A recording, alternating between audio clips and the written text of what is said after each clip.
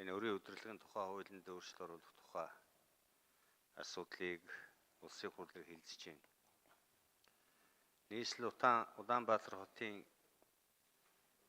энэ төвөгжрөл, агаарын бохирдол, бусад тулгымдсан асуудлуудыг шийдвэрлэхийн тулд энэ хууль эрх зүйн хүрээнд энэ төслийг дэмжих, энэ шийдлийг дэмжих асуудал өнөөдөр хамгийн чухал байна.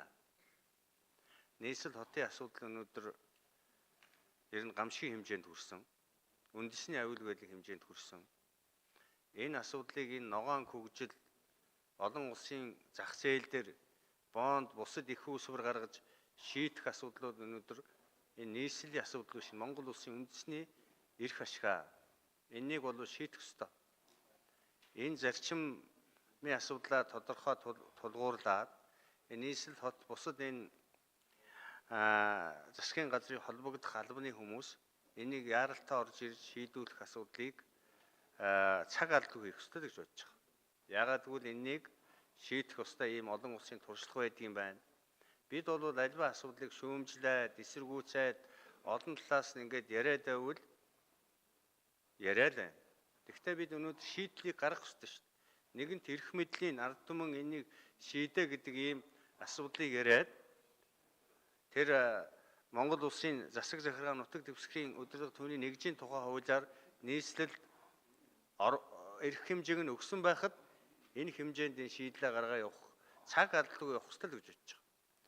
Дээр нь бид нийслэлийн эрх зүйн байдлын тухай хуулийг бас 22 онд бид баталсан.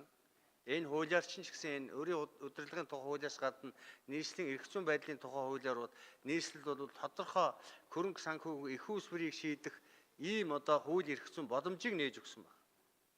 Энэ өрийн удирдлагын хуулиас гадна тэр хуулийнхаа хэмжээнд ч гэсэн бонд бусад санхүү их үүсвэрээ шийдээд явах нь энэ эрх зүйн хувьд хуулийн хүрээнд нээлттэй байна.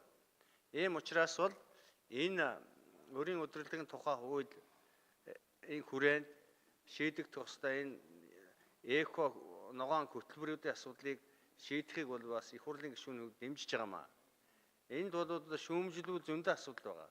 Тэгвэл тэр урд хийжсэн алдаа дутагтай дүгнэлт хийх ёстой. Бид нар маш их шүүмжилж ирсэн шүү дээ. Ногоон автобус гээл сүүлд нь нэг саарл автобус гээл сүрүүллээ гэдээс энд нэг нийслэл хотын талбай дээр Нямбаатар сайдын ахалсан, дэлгэр сайхны ахалсан дээр автобус оруулж ирж сайн жишг тогтоох иргэдийн бас хүсэн хүлээс шийдэж болдгийг бас харуулж л байгаа шүү дээ. Тэгэхээр энэ асуудлыг цаашдаа цаг алдалгүй шийдэх асуудал энэ их хурлын ч асуудал биш, нийслэлийн эрх ашиг. Монгол улсын хүн амын бараг тэн хагас нь Улаанбаатар хотод оршин сууж байгаа.